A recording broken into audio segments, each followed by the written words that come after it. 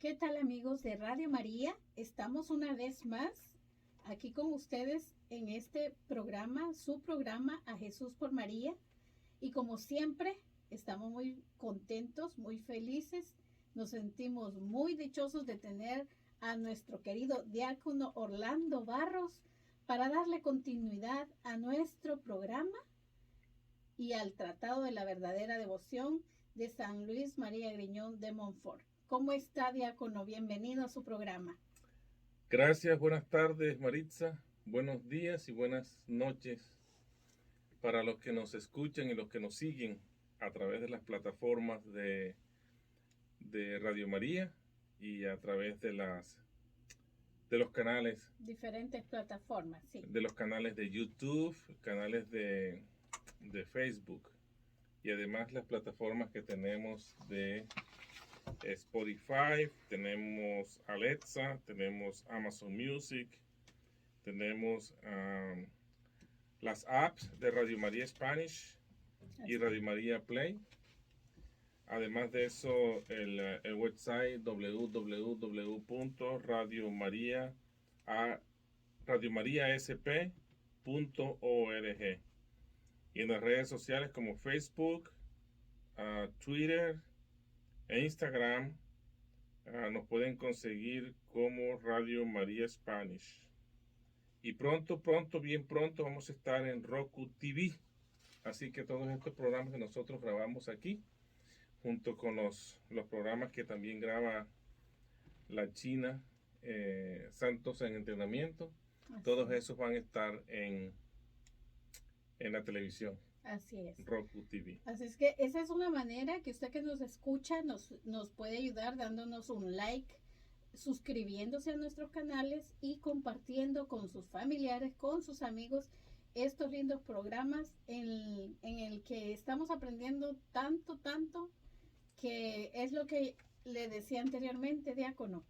Uno sale enamorado de la Virgen María al escuchar todas estas bellezas contenidas en este libro, que a la vez también invitamos a las personas que lo lean acompañado de nuestro programa para que se le haga una forma más fácil, más digerible, porque a veces hay algunas terminologías que uno desconoce, vamos a decir, Exacto, sí. Y con la ayuda de usted, diácono, pues se nos hace maravilloso este tema. No, y es bueno que los que han seguido el desarrollo de todo este programa, hoy es el programa número 11. El programa número 11. Número así 11. es. De hecho, ya en 4 programas más terminamos el libro del Tratado de la Verdadera Devoción a la Santísima Virgen María y después haremos un programa extra solamente dedicado a la preparación para la consagración a la Santísima Virgen María. Es importante también decirle a nuestros seguidores y a nuestros suscriptores que si pudieran conseguir el libro sería bueno, porque por mucho que nosotros nos esforcemos en explicarlo, a veces los capítulos son largos y complicados, pues, y nosotros de alguna manera tratamos de resumirlo y de resumir lo más importante de acuerdo a nuestro propio criterio. Claro. Es probable que de pronto estemos omitiendo datos o párrafos que son de suma importancia para otras personas, pero que nosotros consideramos que no es que no tengan importancia, sino que se pueden omitir para acortar más y para que la idea no se pierda, y tampoco con eso nosotros estamos tergiversando el mensaje. Correcto. ¿Verdad? Aunque usted al inicio se acuerda que nos mostraba los diferentes textos que tiene, Sí, sí. De acuerdo a que lo van, no sé si, porque esta versión que yo tengo dice una traducción actualizada. Sí, en el programa inicial, yo me acuerdo que en el primer programa que hicimos, yo me acuerdo que les mostrábamos el esquema que íbamos a seguir. El esquema que íbamos a seguir de el programa. Y en ese esquema nosotros encontramos que había una primera parte, una segunda parte y una tercera parte. y cada uno de esos temas los hemos desarrollado. De hecho, nosotros terminamos el programa pasado la segunda parte y hoy vamos a comenzar exactamente la tercera parte. Sí, y esa tercera parte comienza con una representación bíblica de lo que hace María en favor de quien se consagra a ella. Y nos traslada entonces al primer libro de la Biblia, que es el libro del Génesis, específicamente el capítulo 25, para que nosotros comprendamos más. Una tarea que les vamos a dejar, que se lean el capítulo 25 del Génesis, específicamente o especialmente a partir del versículo 19 y subsiguiente, que nos muestra la historia de Rebeca y Jacob. ¿Quién era Rebeca? Pues Rebeca era la esposa de Isaac. ¿Y quién era Isaac? El hijo único que tuvo el padre de la fe, Abraham. Isaac se casa con Rebeca cuando él tiene más o menos 40 años, pero Rebeca no pudo tener descendencia. Y luego, por favor del Señor, y atendiendo a sus súplicas, Rebeca queda embarazada, y para esa época Isaac tenía más o menos 70 años. O sea que habían pasado alrededor de unos 30 años de matrimonio y ellos no tenían hijos. Tuvieron dos. Uno Esaú y el otro Jacob. Esaú fue el hijo mayor, eran gemelos, él fue el mayor, Jacob el segundo, y nos narra el texto bíblico que incluso Jacob nació de segundo, pero venía agarrado del talón del hermano. Había una diferencia grande entre los dos hermanos. Esaú era muy fuerte, era un experto cazador y un excelente trabajador. Y Jacob, por el contrario, no era tan fuerte, no era cazador, sino que estaba en casa. Y siempre estaba en casa atendiendo y bajo la protección de la mamá. Y eso al final trajo diferencias. Siendo Esaú un excelente cazador y de pronto el más fuerte, también tenía defectos. Y el defecto más grande es que era glotón. Le gustaba mucho la comida. Y de hecho él vendió su primogenitura, la vende por un plato de lentejas que Jacob le cocinó. Y es importante que lo lean para que se entienda mejor, pero a grosso modo eso es lo que sucede en la historia. También dice que Isaac quería a Esaú porque le gustaba la caza y Rebeca quería más a Jacob porque estaba más apegado a ella. Y Esaú, como les dije, vende su primogenitura por un plato de lentejas, y además Esaú se casa con mujeres hititas que hacen y son la amargura de Rebeca y de su hermano Jacob. Y es cuando los hijos de la misma mamá, del mismo papá, pero son diferentes. Son diferentes, ¿verdad? Exactamente. Me imagino que usted tiene 4 hijos. Tres, 2 varones y una niña. Y una niña. Y los 3 con personalidades. Completamente diferentes, son opuestos. ¿verdad? Todos ellos, los 3 tienen una personalidad bien definida y bien diferente cada uno de ellos.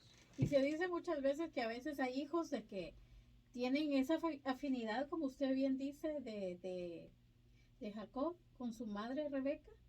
Sí.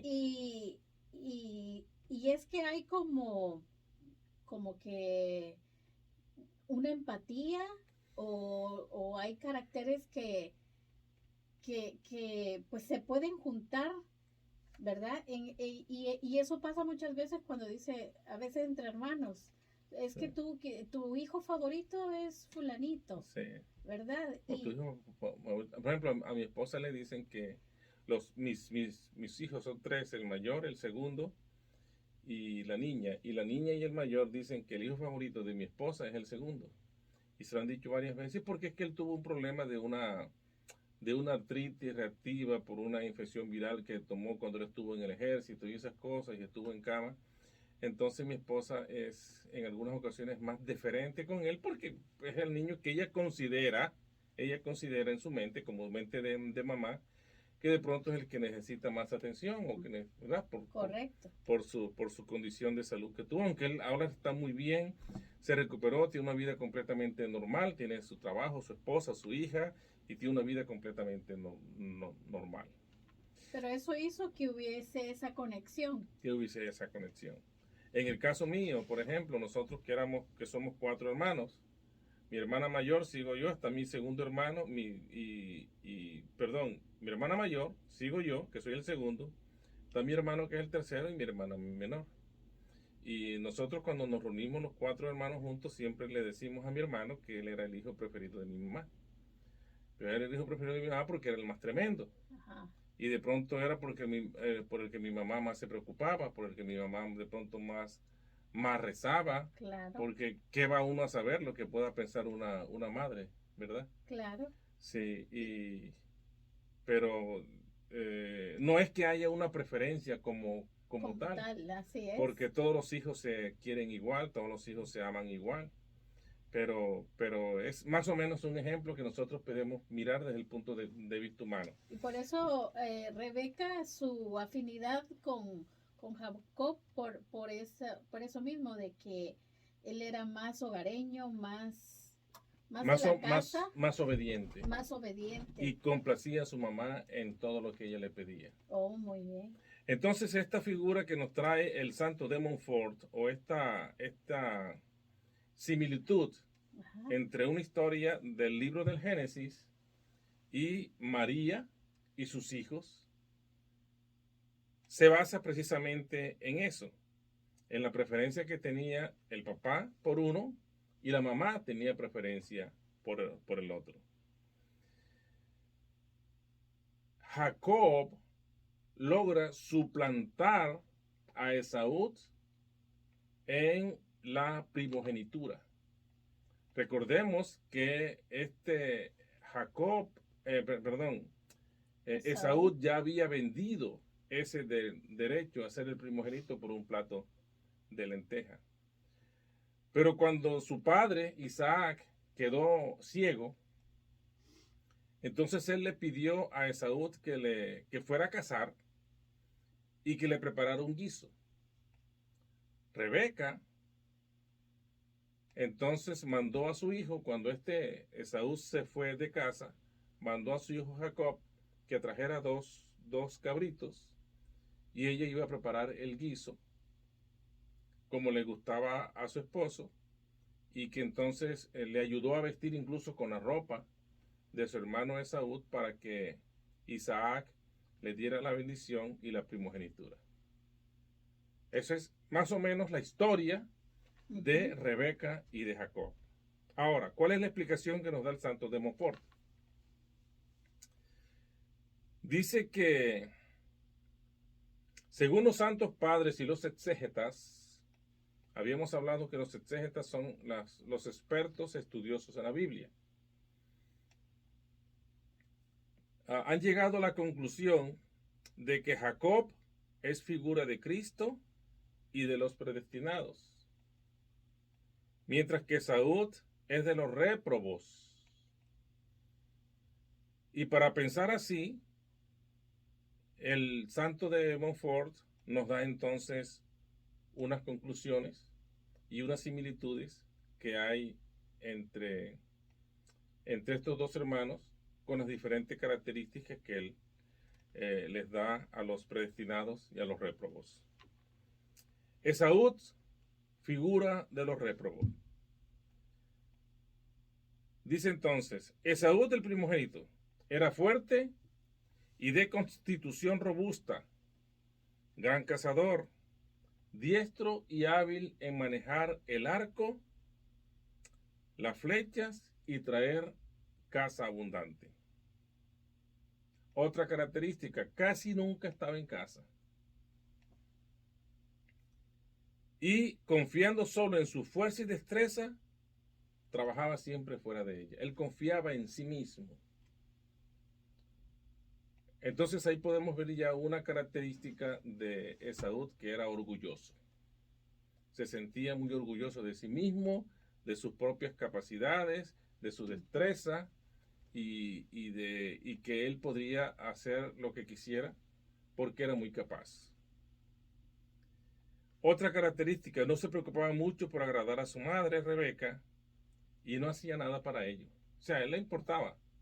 Si a ella le gustaba su actuación o su decir o su proceder, a él le daba igual si su mamá estaba agradada o no, porque a él no le importaba y no hacía nada por mejorar su actitud. Además era un glotón, como ya lo habíamos dicho, y esclavo de la gula, que vendió su derecho de primogenitura por un plato de lentejas. Dice el santo de Montfort que era otro Caín, que estaba lleno de envidia contra su hermano Jacob y que además de eso lo perseguía a muerte. Esas eran las características que tenía Esaú, que son las características que el santo de Montfort les da a los réprobos. Por lo tanto, dice que esta que esta es precisamente la conducta que observan los réprobos. Veamos entonces. En primer lugar, como Esaú, confían en su fuerza y habilidad para los negocios temporales.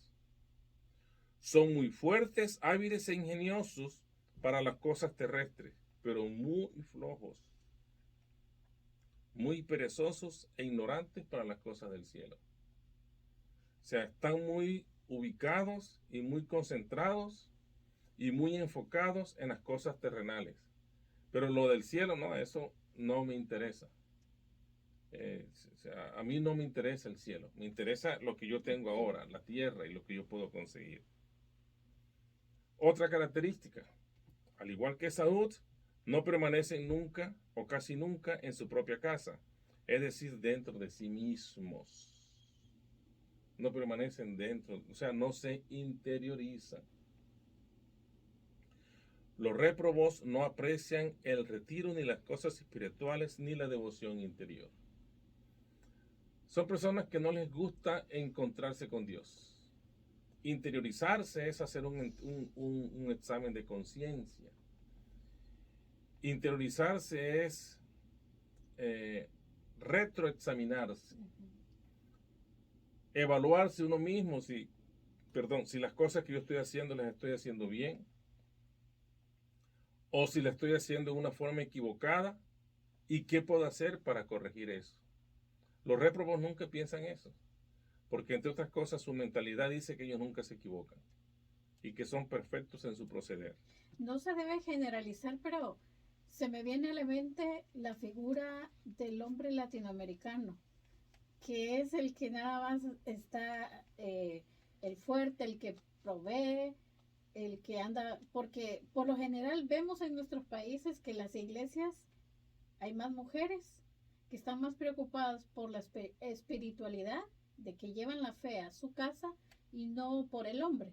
Claro, como le digo, no generalizo porque sé que hay muchos hombres de fe que... Sí, eso es cierto. Lo que pasa es que nosotros, los países donde vinimos nosotros, prima una cultura machista y eso de pronto no es culpa nuestra ni es culpa, sino que ha venido de muchas generaciones. Incluso nuestros conquistadores eran españoles y los españoles por naturaleza machistas. Y entonces eso lo hemos heredado nosotros, los indígenas, nuestros indígenas.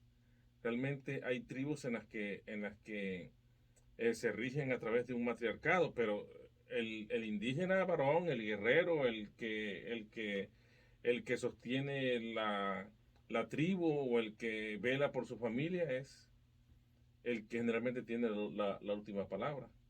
Y pasa en esas culturas latinoamericanas y los hispanos. Pero como usted dice, no podemos generalizar, porque realmente hay hombres de fe Así es. y de mucha fe que son santos varones. Otra característica dice que apenas si se interesan por la devoción a la Santísima Virgen, que es madre de los predestinados. Es verdad que no aborrecen formalmente a la Virgen, pero y a veces dicen que la aman y hasta practican algunas devociones en su honor. Podríamos considerar aquí un ejemplo clásico, la fiesta de Nuestra Señora de Guadalupe. Mire, en mi parroquia, la fiesta de la Virgen de Guadalupe, eso no cabe un alma. De hecho, las celebraciones hay que hacer dos. Se hace una en la iglesia y comenzada esa 15 minutos después, comienza otra celebración eucarística en la iglesia antigua. Porque la gente no cabe. Y vienen a esas celebraciones personas que solamente asisten a misa un solo día al año, porque tienen alguna devoción por la Virgen de Guadalupe. Pero de resto no, viven una vida normal, alejadas, en su mundo, pero no practican la fe. Porque sobre todo en México, un mexicano siempre se le asocia con la Virgen de Guadalupe, porque ya ni es tal vez por la religión, sino más cultural. Cultural. Es más, de hecho, escuché alguna vez que decían que de pronto no todos los mexicanos son cristianos católicos, pero todos los mexicanos son guadalupanos. Así es.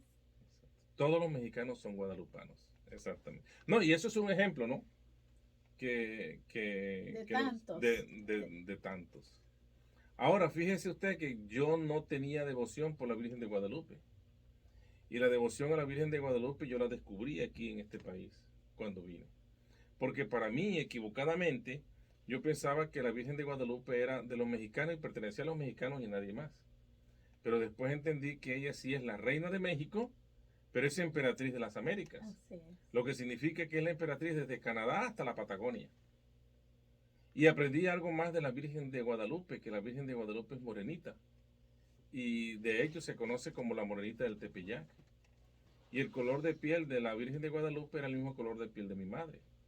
Y entonces eso a mí me llega a acercarme más a la Virgen de Guadalupe y entonces ya comienzo a conocer la historia de la Virgen de Guadalupe y a interesarme por conocer qué fue lo que pasó en sus apariciones y qué fue lo que pasó con Juan Diego, quién era San Juan Diego.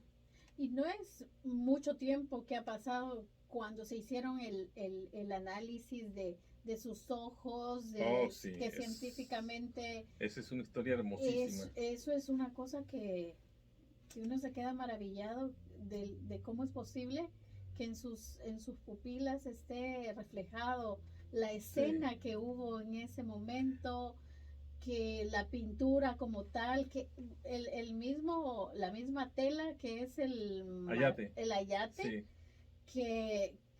que es algo que viene de una planta y que no se haya deteriorado con el paso de los años. De hecho, hay un documental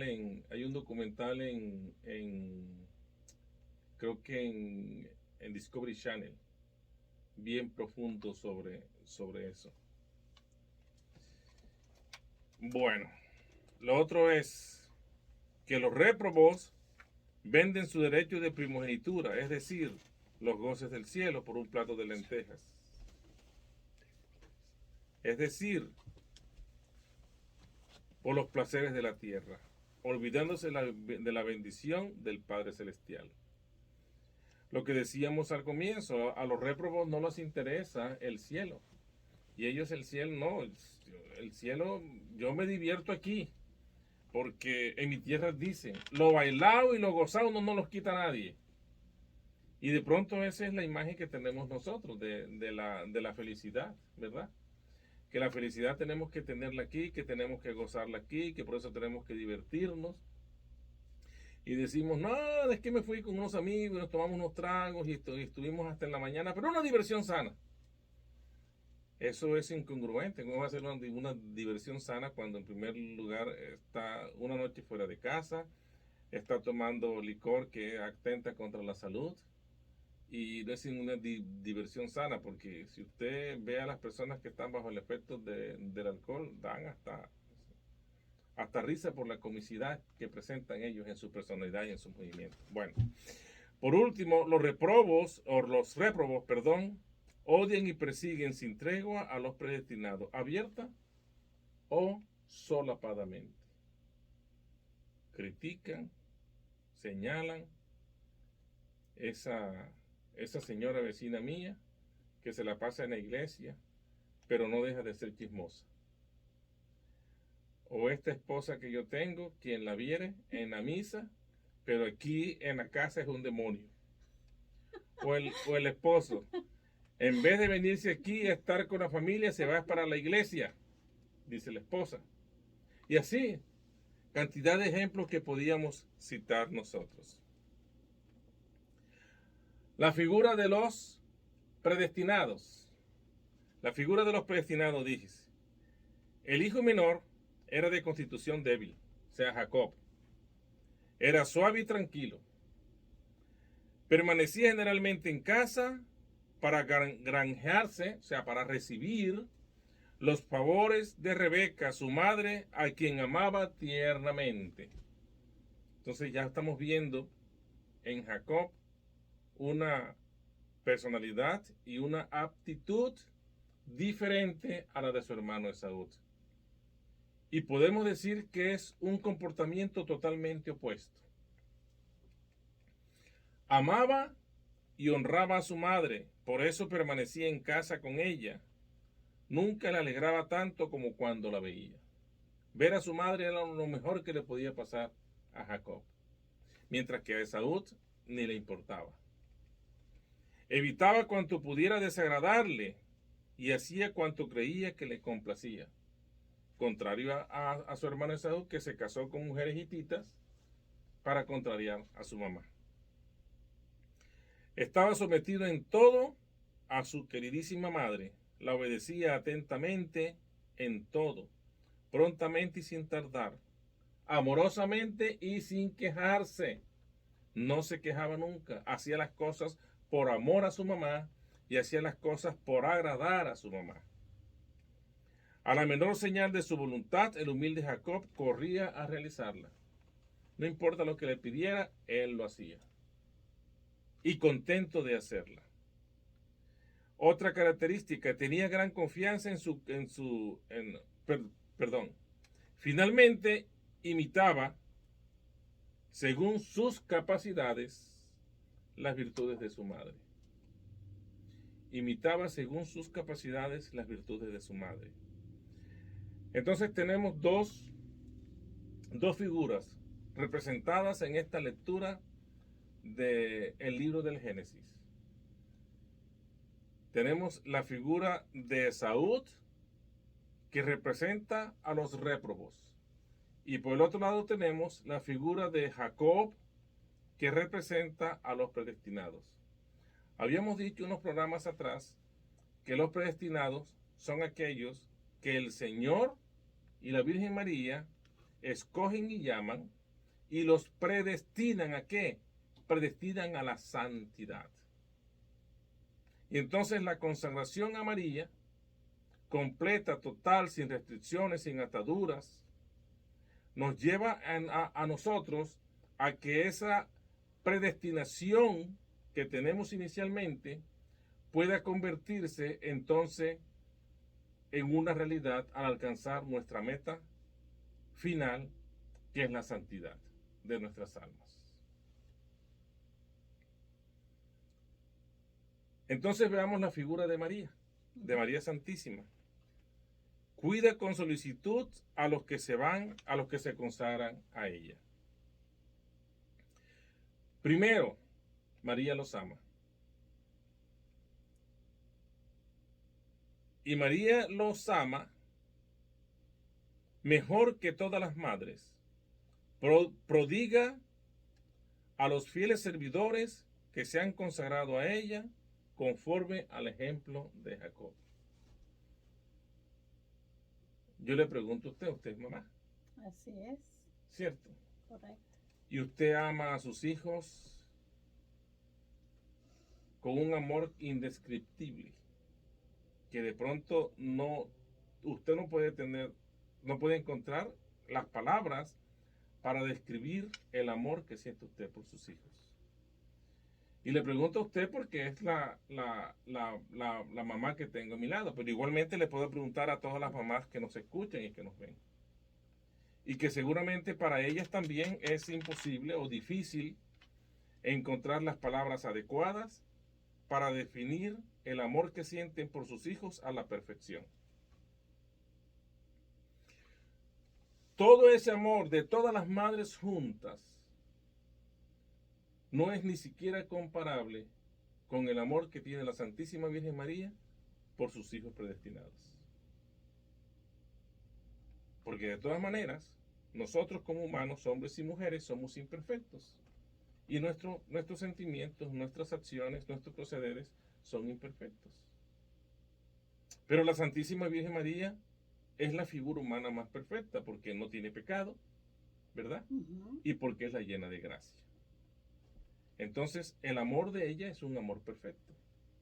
Y por lo tanto es un amor infinito hacia sus hijos predestinados. Y María los ama porque es su madre verdadera.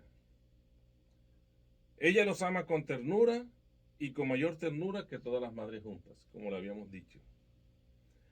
María los ama en respuesta y como reconocimiento al amor que ellos le demuestran, que es amor directamente proporcional, de María hacia nosotros, no de nosotros hacia ella. Es directamente proporcional en el sentido de que entre más amemos nosotros a María, el amor de ella se va a multiplicar exponencialmente hacia nosotros. Nosotros podemos amar a María, pero hasta un límite, porque nuestro amor tiene límite. Mientras que el amor de María no tiene límites, y por eso se puede multiplicar exponencialmente. ¿El amor lo podemos medir? No lo podemos medir porque es un sentimiento. Pero como no lo podemos medir, no lo podemos cuantificar, y no lo podemos calificar tampoco, pero María sí sabe, ella sí conoce, si nuestro amor es puro, desinteresado, si es un amor sincero.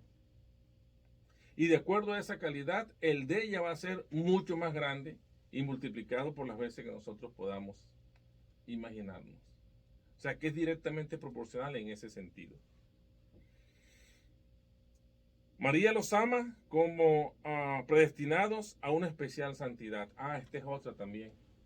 A una especial santidad. Todos nosotros estamos llamados a la santidad. Y de alguna manera buscamos la forma de alcanzar esa santidad.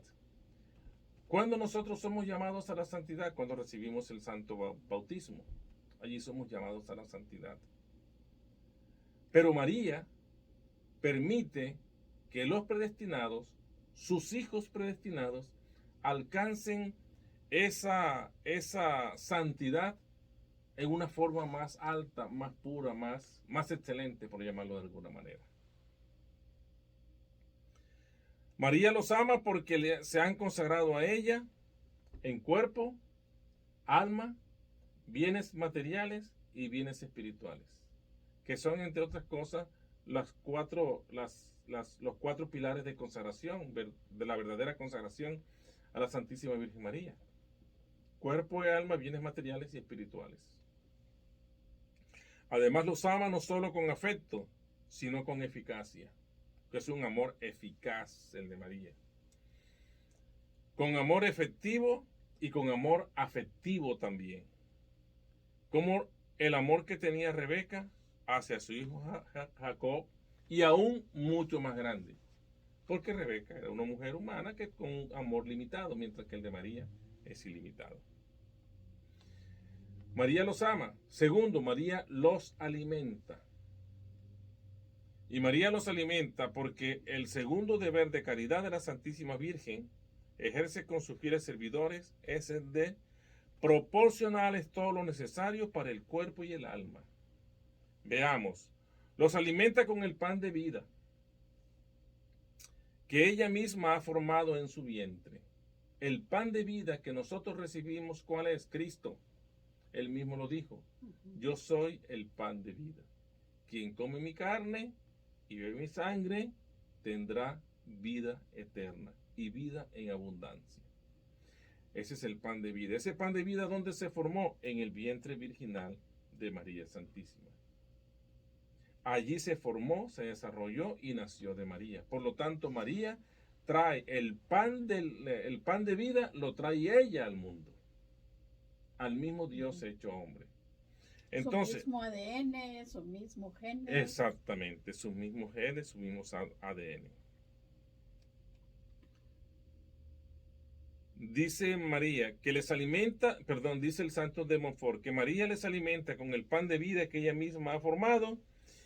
Y es como si dijera, queridos hijos míos, sáciense de mis frutos, es decir, de Jesús, fruto de vida, que para ustedes he traído al mundo. Como si ella nos los entregara personalmente. Y la segunda característica es que siendo ella la tesorera y dispensadora de los dones y gracias del Altísimo, da gran porción y la mejor de todas para alimentar y sustentar a sus hijos y servidores. Usted se reía la otra vez porque yo les decía que a mí me gusta traer a colación los dichos de mi tierra. Sí. Porque de alguna manera eso me hace sentir quién soy, de dónde vengo y mi propia naturaleza, ¿verdad? Su identidad. Y mi identidad, exactamente, de la cual nosotros nunca nos podemos olvidar. Porque si perdemos nuestra identidad, perdemos todo. Así es. Y en mi tierra hay un dicho que dice que quien parte y reparte le toca la mejor parte. Y el ejemplo que yo tengo precisamente para eso es que cuando éramos niños que íbamos a la fiesta de cumpleaños, nosotros nos desvelábamos por comer el pastel, o el pudín, o el ponqué, como le queramos llamar. Y la señora que partía el pastel, el pedazo más grande era para su mamá, perdón, era para su hijo. Pues lo mismo hace la Santísima Virgen María. La Santísima Virgen María nos provee a nosotros la mejor parte de todo lo que nosotros necesitamos y querramos, porque ella es la tesorera y dispensadora de los dones y gracias de Dios. Ella es la llena de gracia. Entonces, los dones que el Espíritu Santo nos regala, ella hace que esos dones vengan en abundancia para nosotros. Y en tercer lugar, María guía y conduce a sus devotos. Dice San Bernardo. Volvemos a citar a San Bernardo. Dice, siguiéndola no te extravías. No temas pues. Ningún verdadero hijo de María será engañado por el espíritu maligno. Ninguno será engañado por el espíritu maligno, ni caerá en herejía formal. Donde María es la conductora, no entran ni el espíritu maligno con sus ilusiones, ni los herejes con sus sofismas.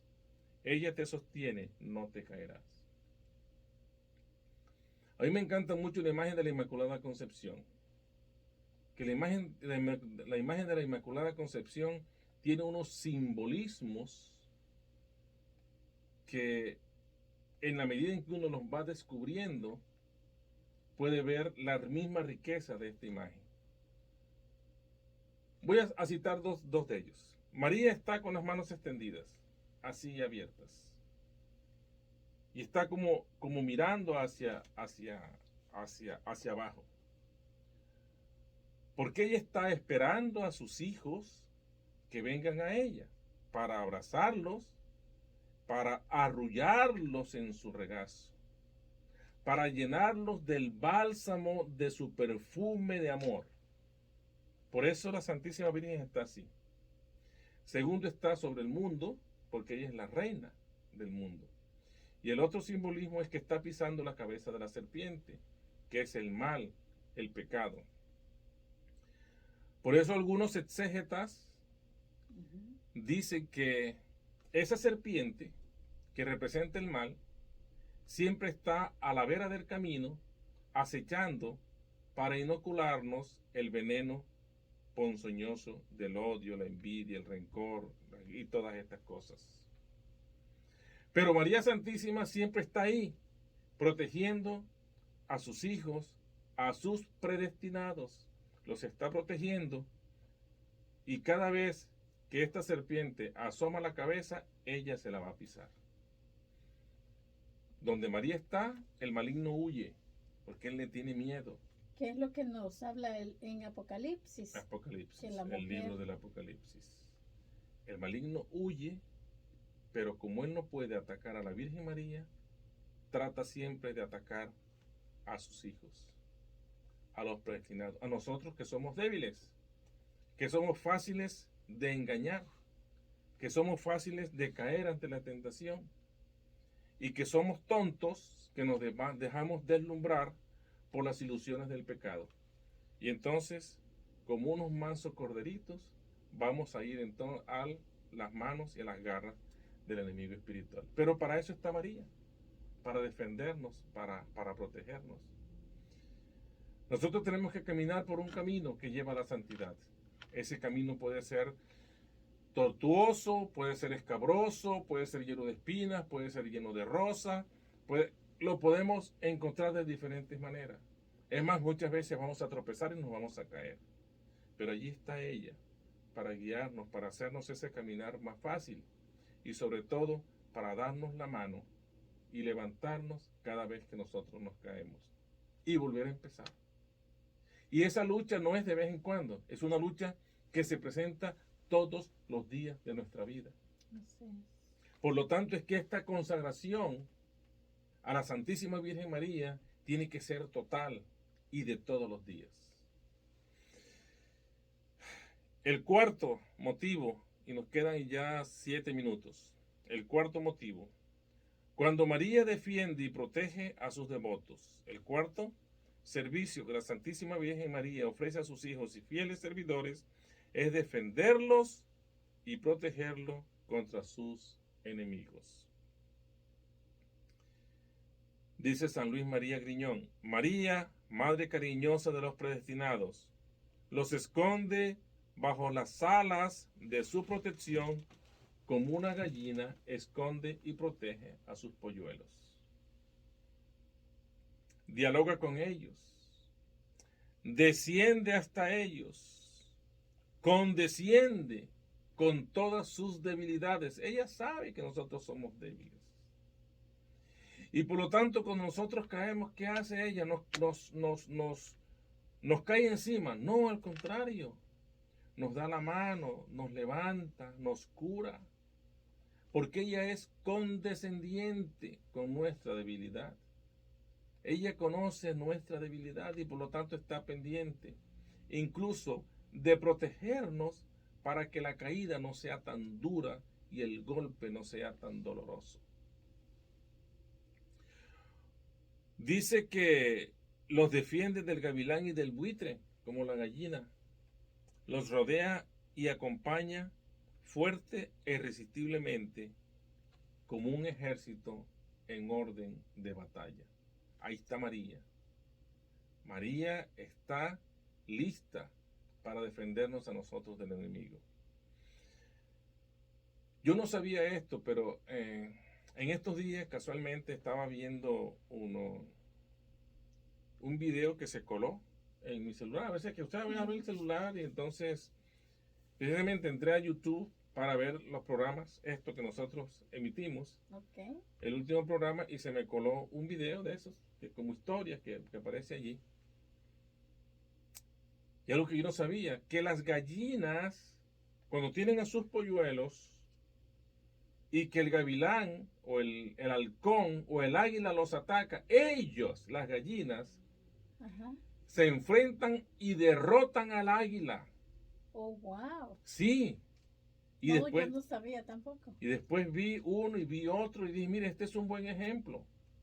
Es un buen ejemplo de lo que María hace con nosotros. No solamente nos protege bajo sus alas, no solamente nos da el calor, no solamente nos guarnece de la lluvia, sino que además de eso, cuando llega el enemigo a devorarnos, ella se enfrenta y lo derrota. ¿Qué es lo que hablábamos hace un momento? Que no hace una madre por un hijo. Que no hace una madre y ahora con lo que se multiplica en infinito de nuestra Madre. De para nuestra nos- Madre Santísima para nosotros, exactamente. Sí. Y por último, dice que María intercede por sus devotos. Eso es la cereza del pastel. María intercede por sus devotos. Además de todas esas cosas, de lo que hemos dicho, que María primero nos ama, María nos alimenta, María nos guía y nos conduce, María nos defiende y protege. Además de todo eso, intercede por nosotros. El quinto y mayor servicio que la amable María ejerce en favor de sus fieles devotos es interceder por ellos ante su Hijo y aplacarle con sus ruegos. Una vez le escuché a un sacerdote hace muchos años, refiriéndose a la crucifixión de Jesús y a la coronación de espinas. Y decía que cada vez que nosotros cometemos pecado, estamos coronando de espinas al Señor. Le estamos hundiendo esa corona de espinas en su frente. Que cada vez que nosotros cometemos pecado, volvemos a crucificar al Señor. Que cada vez que nosotros cometemos pecado, le estamos atravesando una lanza en el costado al Señor. Y entonces el Señor se entristece con nosotros. El Señor le duele, Claro. porque el pecado le duele a Él. Entonces, cuando nosotros cometemos pecado que le produce dolor al Señor, ¿qué hace María? Intercede y aplaca de pronto ese dolor que tiene el Señor por nuestro pecado con sus propios ruegos. A pesar de que a ella le debe de doler Mucho o igual más. o más Exactamente. de ver el dolor de su hijo. El del dolor de su Hijo. Ella además los une y conserva unidos a Él con vínculo estrechísimo. Porque al final de cuentas, ¿cuál es el papel de María? El papel de María no es otro, sino que llevarnos a nosotros, a sus hijos, a sus predestinados, a los pies de Jesús. Y llevarnos a nosotros a los pies de Jesús es ayudarnos a alcanzar la santidad. Entonces, si nosotros tenemos una verdadera devoción por la Santísima Virgen María, ella va a hacer todo lo posible para que nosotros alcancemos la santidad a la que estamos llamados. Y va a interceder por nosotros, nos va a guiar, nos va a proteger, nos va a curar, nos va a consolar. Como una buena madre nos va a acariciar. Como una buena madre va a sufrir con nosotros cuando nosotros sufrimos. Ella va a sentir dolor cuando nosotros sentimos dolor, va a estar triste cuando nosotros estemos tristes, pero igualmente va a estar alegre y sonriente cuando nosotros estemos alegres. Porque nuestros triunfos espirituales, sobre todo, son triunfos para María, o son flores para María, son halagos para la Santísima Virgen María. Entonces la invitación que nos hace esto como conclusión es que no debemos desfallecer en nuestro intento de ser devotos de la Santísima Virgen María, porque con ellos tenemos muchas ventajas y la principal de ellas es que María nos ama, nos alimenta, nos protege, nos defiende e intercede por nosotros ante su Hijo Jesucristo. Así es. Y no olvidar también la importancia de rezar el rosario. Oh, sí. Mire, ayer sábado tuvimos nosotros el primer congreso del Comitium Hispano de Prince William en la parroquia de Todos los Santos. Y tuvimos una asistencia que de pronto nosotros esperábamos, pero nos sorprendió. Más de 200 legionarios. Y es el primer congreso que hace este Comitium, que apenas tiene un año de existencia. Y fue hermosísimo. Fue una participación hermosa. Fue una participación de muchos. O sea, los legionarios preguntaban y preguntaban y preguntaban. Y cuando usted dijo del rosario, comentó lo del rosario, me acordé porque fue hermoso. De hecho, yo tomé una foto. Ver a más de 200 personas en el salón, en el PAC de la parroquia, en el centro de actividades de la parroquia, arrodillados en el piso, Wow. por media hora rezando el Santo Rosario. Hombres, mujeres, ancianos, niños. Y allí sí tenía una sonrisa nuestra madre. Y ahí sí tenía una sonrisa nuestra madre. Es la sonrisa que nosotros debemos proveerle a ella. No solamente con el rezo del Santo Rosario, porque cada Ave María que nosotros le rezamos son alabanzas para ella, son piropos y rosas para la Santísima Virgen María. Con esto terminamos el programa de hoy y esperamos entonces la próxima semana continuar para así terminar este hermoso ejercicio que hemos hecho de tratar de explicar y dar a conocer el tratado de la verdadera devoción a la Santísima Virgen María. Bueno, y a los que nos escuchan, recordarles que les vamos a dejar de tarea leer sí, el libro de Génesis, especialmente el capítulo 25. Si lo pueden leer desde el comienzo, pero desde el versículo 19 en adelante, porque es larguito, para que lo lean. Aquí está la historia de Rebeca y de Jacob. Para entender un poco de los retrógrados, ¿cómo es? Los réprobos y los predestinados. Y los predestinados, muy bien. Sí, qué bueno. Perfecto. Sí. Bueno, entonces, ¿nos regala, diácono, una oración para despedirnos? Claro que sí. Vamos a ponernos entonces en la mano de nuestro Señor Jesucristo a través de la intercesión de la Santísima Virgen María. Lógicamente que antes démosles gracias al Señor por todas las maravillas que Él hace que sucedan en nuestras vidas, por su misericordia, por su amor, por su perdón infinito. Y gracias por habernos llamado a estos caminos suyos a través de la Santísima Virgen María, porque Él, conociendo nuestra debilidad, sabe que encontramos fortaleza y apoyo en María Santísima. Le damos las gracias al Señor. Le pedimos igualmente que nos regale su bendición, que nos regale su gracia en abundancia. Amén. Amén. Pedimos igualmente la intercesión de la Santísima Virgen María. Bendita sea tu pureza y eternamente lo sea, pues todo un Dios se recrea en tan graciosa belleza. A ti, celestial princesa, Virgen Sagrada María, yo te ofrezco en este día alma, vida y corazón. Mírame con compasión, no me dejes, Madre mía. El Señor esté con ustedes y la bendición de Dios Todopoderoso, Padre, Hijo y Espíritu Santo, descienda sobre ustedes y permanezca para siempre. Amén. Amén. Pueden ir en paz. Demos gracias al Señor. Feliz y santa semana. Bueno, entonces